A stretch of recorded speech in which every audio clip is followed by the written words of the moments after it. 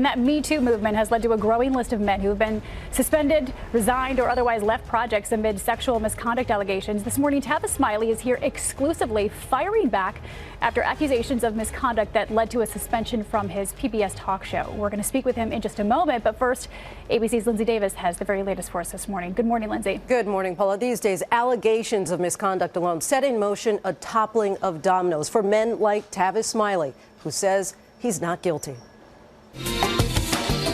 He's the award-winning, sometimes controversial host known for hard-hitting questions. You think that the government assistance that goes to these babies outstrips the billions of dollars generated in this income by the work done by undocumented workers? Tavis Smiley, host of his own late-night PBS show, is hitting back against allegations of sexual misconduct. I have never groped, inappropriately exposed myself, or coerced any colleague in the workplace ever in my 30-year career.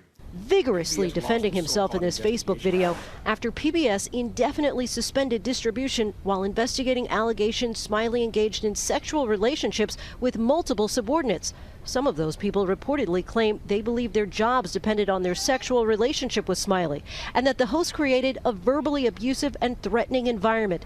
PBS launched this so-called investigation of me without ever even telling me about it.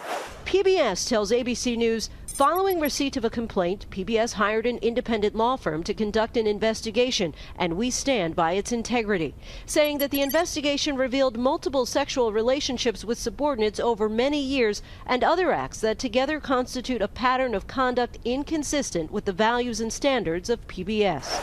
Retail giant Walmart, a major sponsor of Smiley's show, said they are troubled by the recent allegations and will be cutting ties with Smiley pending the outcome of PBS's investigation. As the fallout continues for the 53-year-old broadcaster, he says PBS rushed to judgment and trampled on a reputation he spent a lifetime trying to establish.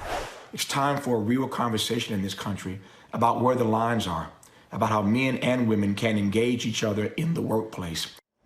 Mills Entertainment confirms to ABC they are no longer moving forward with Smiley's Death of a King, a live theatrical experience about Martin Luther King. And Hay House, which distributes the Smiley book imprint, has told us they have put all of Smiley's projects on hold pending an internal review of the facts. Paula. All right, Lindsay, thank you so much for reporting. We want to welcome Tavis Smiley to the studio. Tavis, thanks for joining us. My pleasure. Thank you, Paula. And first and foremost, you deny any wrongdoing, correct? Absolutely. I have never groped. I have never coerced. I have never exposed myself inappropriately to anyone in 30 years, over 6 different networks, and there's never been any allegation of that. I celebrate and applaud these women who've had the courage to come out and to tell their truth and lead us in a conversation about how to create healthy workspaces. And I've had some of those women on my program, in fact. At the same time, I want to make sure that we don't lose all sense of nuance and proportionality in this conversation, because if we do, then people end up being guilty simply by accusation. I want to get more into the conversation a little bit, but you admit to having consensual sexual relationships with your subordinates. Do you understand how that could be viewed as an abuse of power? Well, absolutely. I certainly understand people who have a viewpoint that any consensual relationship in the workplace is wrong. There are some people who believe that there is no such thing as a consensual relationship in the workplace. I hear that point of view and I respect it. But there are also other points of view on this. My company, and let me be clear, I own my company. PBS distributes my content. Sure. In our employee handbook, while we do not encourage office relationships, we don't forbid them either. And we don't forbid them, Paula, because I don't know where your heart's going to lead you.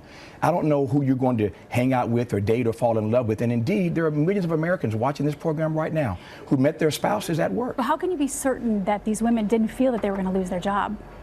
Because I never gave any favoritism upward or downward. I never promoted anybody, demoted anybody because of that. Did you ever fire anyone that you were in a relationship with? I have never ever given, first of all, I don't run I own the company. There's a team of people that run the company. And I have never given anyone any employment instruction to do anything to anyone with whom I had a consensual relationship. So you said you didn't fire anyone whom you had a consensual sexual relationship with. Any of those women that you had a relationship with, are they still on your staff? One person is, yes. One person is. Were you ever told by a peer, a subordinate, or an employer or employee that anything you did or said made them feel uncomfortable? Never. Never. Sources tell ABC News that you've also been accused of, quote, sexually explicit messages and unwelcome banter about women's bodies. So what are we talking about here? I have no idea. I have no idea. I sat with people. Did you ever send lewd text messages? I've never sent lewd text messages to anyone. In a consensual relationship, we use text messages to communicate in consensual relationships. But I've never done that to an employee ever. Some have alleged that you also created, quote, a verbally abusive and threatening environment. What's your response to that? Not true. I have an intense environment. I have a television show, a radio program, a podcast. We run a foundation. I have a speakers bureau. We have a book imprint, as you just mentioned a moment ago, as Lindsay did. And so it's a very intense environment. Some of the most intense places in our business are in control rooms around this country. That's not for everyone. So it might be that the environment wasn't good for you. So these environments are intense at times. And I hate the word brand. I may be the brand, the face of my company, but I'm not an inanimate object. I have feelings, I have emotions, and when the ball gets dropped on something, I have to deal with that. So those conversations might be intense, but I'm not an angry black man, and this notion of a hostile environment just doesn't fit. And you called the PBS investigation sloppy. You were upset that they didn't tell you that investigation was going on, but you also say that you weren't allowed to show proof that these relationships were consensual. What kind of proof do you have? I think anyone who's ever been in a consensual relationship can prove it with letters, cards, gifts, and certainly photographs. But PBS only agreed to talk to me after weeks of an investigation, which they didn't tell me about. So let's just back up for a second if we can. But are they supposed to tell you that they're investigating you? Do they have to? PBS never informed me that a complaint had even been alleged. I was never told there was a complaint. I was never told there was an investigation. I found out about it from former staffers who were getting these strange phone calls asking strange questions. And so I was unaware of it to begin with. But after finding out about it, my attorneys contacted the PBS investigators and offered to have me come talk to them whenever they wanted. They did this for weeks and refused to talk to me. They were prepared to close this investigation without talking to me. Only under the threat of lawsuit did they agree to sit down and talk to me. And when they did, they talked to me for 3 hours. And they never told me who the accusers were, what the allegations were, never allowed me to provide any information, and didn't give me due process. Is it important to you to know who your accusers are? It's important to sit in a meeting and at least understand what we're talking about. If we're talking for 3 hours and all the questions are vague and there's no specificity, no persons, no places, no times, it's hard to sit for 3 hours and talk without knowing what you're talking about. But I think most of your employees had to sign non-disclosures. They feel threatened. They're scared to come forward and to publicly reveal who they are. Well, I'm not sure I believe that, number one. But number two, all I'm saying is in an investigation for 3 hours, if I don't know what we're talking about and there's no specificity, how can I answer the question? So I answer the questions to the best of my ability, but it gets worse than that. When this 3 hour meeting was over again, which only happened under the threat of lawsuit, they did not intend or had never agreed to talk to me, nor did they talk to any of my current staff. They didn't talk to my COO, they didn't talk to my HR person, so anyone who thought that something happened to them for whatever reason, no complaints were ever filed, number one. And number two, this investigation did not include talking to anyone on my current staff. And the minute that 3 hour meeting was over, within minutes almost, within an hour and a half, I think, PBS acknowledged to us, sent a letter to my attorneys, that they were using a clause in my contract to no longer distribute my show. 12 minutes thereafter, this story posted on Variety. Now, I don't know how you write a story, research a story, get quotes from unnamed sources, presumably at PBS, put links in the story, and do all that in 12 minutes. Something is awry here. Do you regret anything that you've done? Oh, absolutely. I've made mistakes. I've written 2 books. I've written 2 books about all the mistakes I've made in my career and the lessons I've learned from them. I recall once sitting in a conversation with a person who was interested in being a producer on our show. It was supposed to be a short 30-minute meeting. For a couple hours, we're sitting there talking. At the end, I said to her, my Lord, you're brilliant, you're smart, you're gorgeous. I'd rather date you, I think, than have you work for me. Yeah. And I realized immediately what a mistake it was to make that comment. I went back immediately and apologized to her, and the situation was resolved. But yeah, I've made mistakes because I'm human. I'm not perfect. But it doesn't rise to the level of wrongful termination. And real quick, if PBS reinstates you, will you go back? I don't know. That's a big decision. PBS made a huge mistake here. They need to fix this. They need to correct it. But I don't know the answer to that. Sounds like you're willing to go pretty far to fight this. I'm gonna do anything to protect my reputation. All right, Tavis Smiley, thanks for joining us. Thank you very much.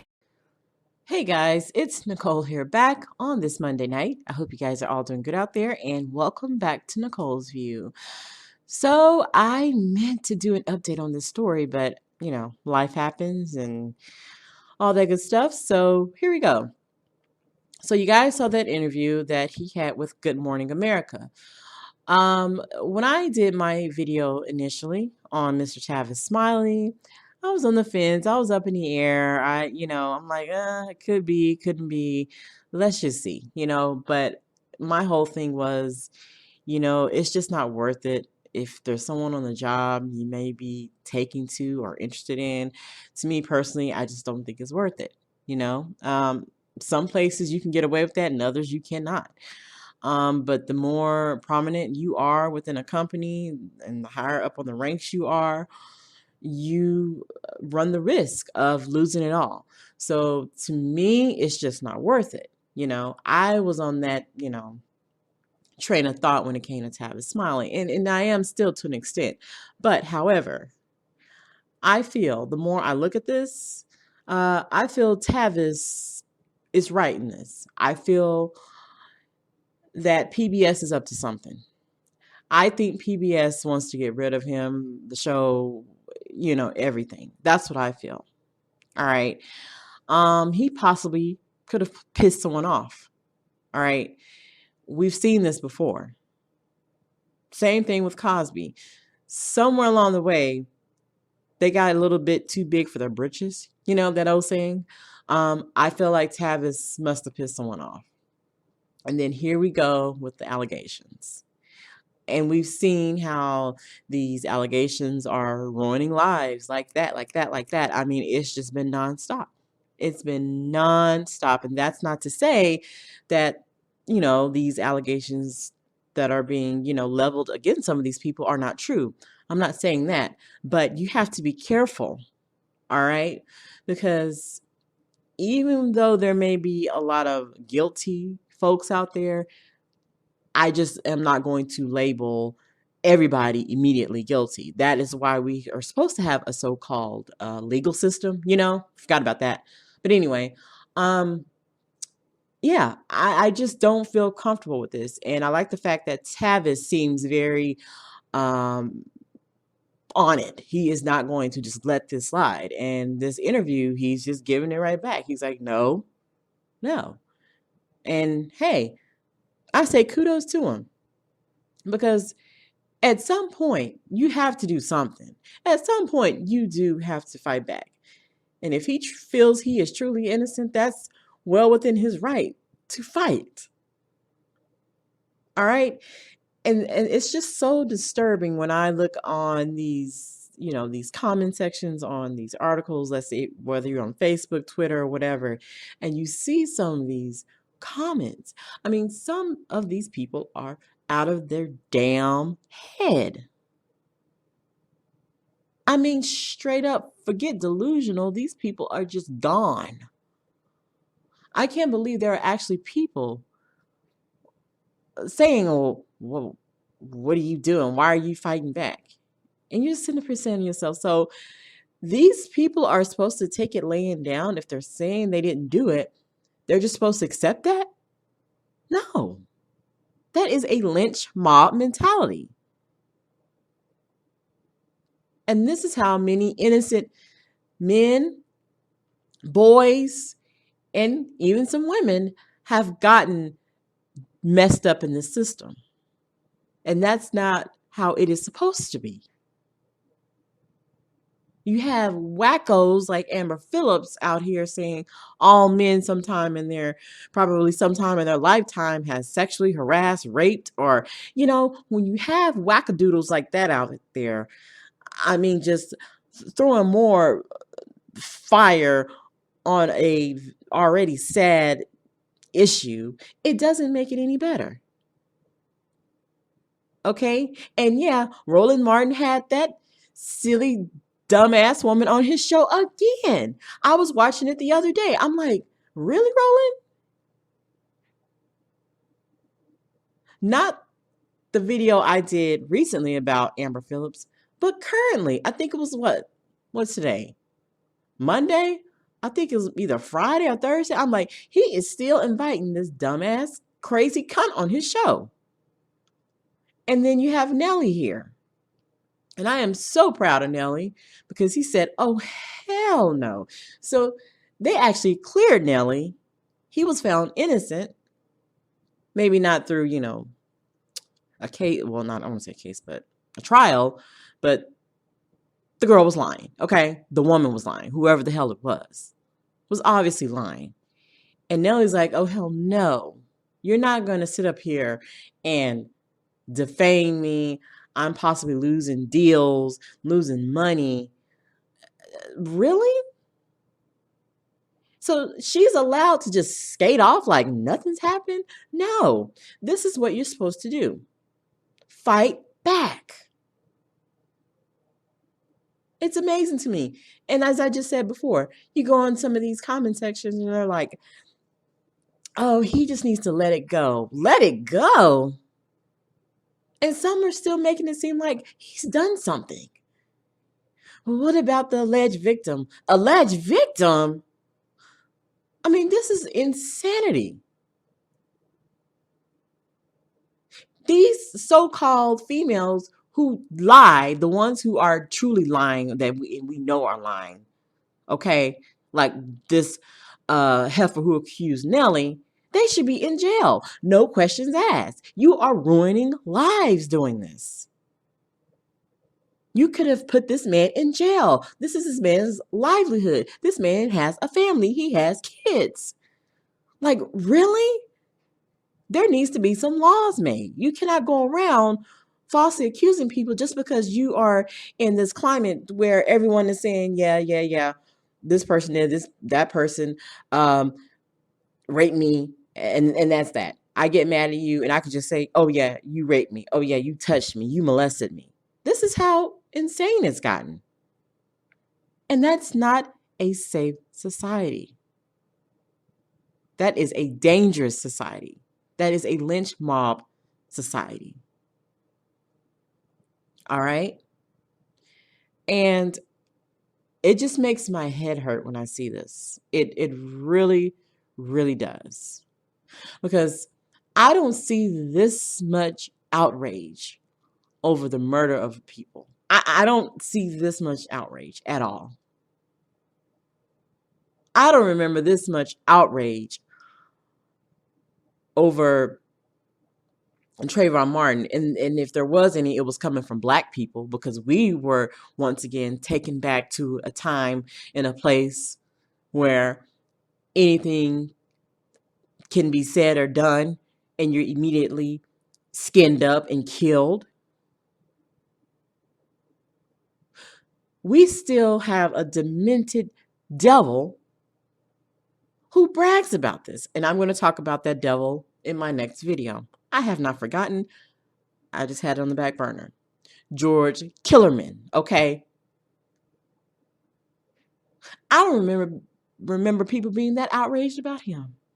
But this? No. So I just have to say kudos to Nelly and kudos to Tavis Smiley. Now, they also said that Russell Simmons, he too has been wanting to clear his name and fight back. Apparently, he took a lie detector test. He passed it, apparently. And he's still saying he's not guilty. So with that, I don't know. All right. But I feel like with Tavis and Nelly is different. With Russell, I'm not saying he did it or he didn't do it, but I'm just going to lay on the fence. But I have to say this. I just saw a damn article with his ex-wife, Kimora Lee Simmons, saying, oh, how she was so relieved that she's not with him no more. Bitch, you tried it. Sit down somewhere. Okay? If it wasn't for Russell Simmons, nobody would know who the hell you are anyway. Yeah, I know she used to be some damn model. But trust me, her profile became much bigger when she got with him. So, heifer, please. I mean, I really can't with people like that. And no, this is not me, taking up for Russell Simmons, because Russell Simmons has gotten out here. He's cooned and buffooned too. So he gets no passes. But at the same time, I'm like, really? Really, Kimora? Really? Girl, stop it. You was wanting to be up under Russell just like the rest of them. Now you're on to somebody else and suddenly, ooh, I'm relieved. Bitch, please. You just like the rest of them. Got what you got out of them and moved on to the next sucker. Ain't nobody stupid. Anyway, that's all I had to say about this. And I meant to say that I believe Tavis was on Tucker Carlson tonight, and he's serious, and I'm liking this. I like the fact that he ain't giving up, and he said that that PBS is going to be losing a lot of money, using taxpayers' money. Remember that because of PBS. Yeah. So Tavis is like, oh hell no, I will fight back, and I can't do nothing but applaud him. If he truly feels like I didn't do nothing wrong, that's what you're supposed to do. Fight to clear your name. And hey, I'm here for it.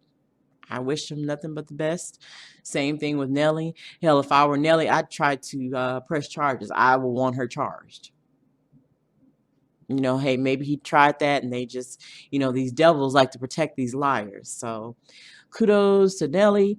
Kudos to Tavis Smiley and Russell. Man, you better pray, because I heard that they are already trying to or wanting to think about charging him. So yeah, here come the possible charges on him, but everybody else is running free. Ain't that something? Anyway, let me know what you think, guys, in the comment section. Like, comment, and subscribe, and I'll see you all in the next video. Guys, it just hit me like a ton of bricks. Since we're talking about this not messing with a coworker or coworkers in the workplace, I'm just not understanding this. How is this okay?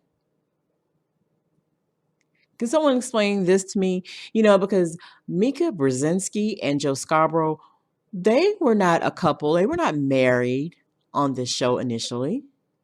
They ended up messing around, began dating, and then they got married. But, they were accepted. Oh, I wonder why. Folks, it's called racism and hypocrisy.